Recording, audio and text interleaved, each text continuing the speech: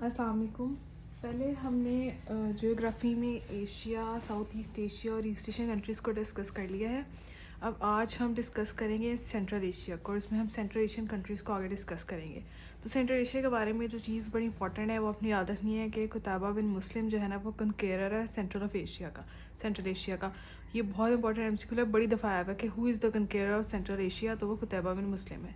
ठीक है, उसके अलावा सेंट्रल एशिया की एक कॉरपोरेशन है जिसको कारैक यानी central Asian regional economic corporation कहते हैं, और ये 1997 में एडीबी ने बनाई, और इसके 11 मेंबर्स हैं इंक्लूडिंग पाकिस्तान। ठीक है, उसके अलावा सेंट्रल एशिया में यह है कि पॉलिटिकल रिफ्ट जो अफगानिस्तान में थी उसमें दाऊद खान जो था खुल पार्टी का था जो कि डेमोक्रेटिक था, और नूर खान तुर्की जो था वो सोशलिस्ट था और परचून पार्टी का था। तो इन दोनों के रिफ्ट के दरमियान फिर सोवियत ने जो है ना अफगानिस्तान को इन्वेड कर दिया था ऑन 24 दिसंबर 1979।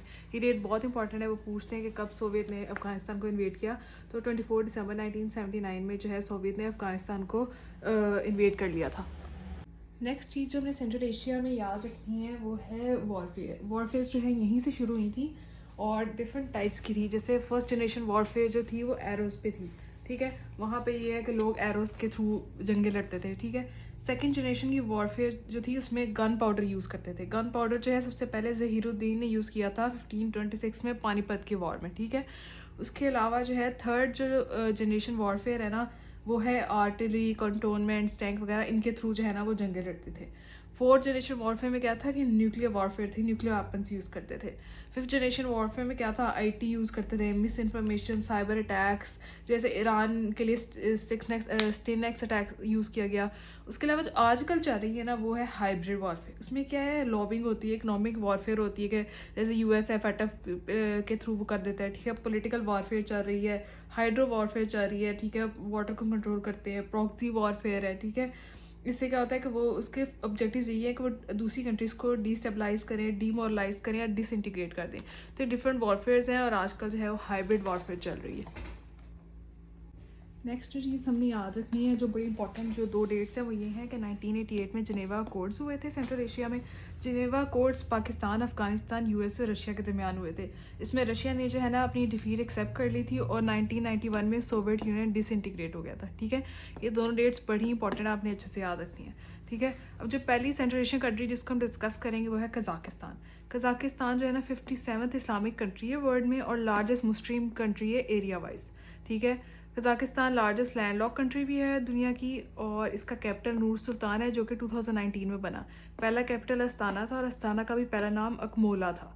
ठीक है, उसके अलावा जो कैस्पियन सी है जो कि वर्ल्ड का लार्जेस्ट लेक है उसका बॉर्डर भी कज़ाकिस्तान के साथ शेयर होता है। ठीक है, उसके अलावा उरल माउंटेन रेंजेस और लेक जो हैं वो भी कज़ाकिस्तान में है, और कज़ाकिस्तान का ओल्डेस्ट स्पेस स्टेशन है बैकनोर कॉस्मोड्रोम। जो हमने भी स्पेस स्टेशन पढ़ा था बैकनोर कॉस्मोड्रोम, 4 अक्टूबर 1957 में स्पुतनिक 1 जो था ना वो इस स्पेस स्टेशन के थ्रू ही जो है ना गया था। उसके अलावा लाइका डॉग जो था वो स्पुतनिक 2 में गया था। ठीक है, स्पेस में, और ये दोनों जो है कज़ाकिस्तान के हैं। उसके बाद जो है ना कज़ाकिस्तान जो है सेकंड लार्जेस्ट यूरेनियम प्रोड्यूसर है और टेंगी उसकी करेंसी है। ठीक है, नेक्स्ट कंट्री जिसको हम डिस्कस करेंगे वो है किर्गिस्तान। किर्गिस्तान का बिश्केक कैपिटल है। ठीक है, ये इंपॉर्टेंट है, सोम उसकी करेंसी है और इसको रिपब्लिक ऑफ किर्गिस्तान कहते हैं। किर्गिस्तान वर्ल्ड्स का सेकंड लार्जेस्ट जो लेक है ना उसमें उसका नाम है इसेक-कोल और ये किर्गिस्तान में पाया जाता है। ठीक है, ये दो तरह से आ सकता है कि वर्ल्ड का सेकंड लार्जेस्ट लेक कौन सा है और वो है कहाँ पे। ठीक है, उसके अलावा जो कासा 1000 प्रोजेक्ट था वो किर्गिस्तान का पाकिस्तान के साथ था।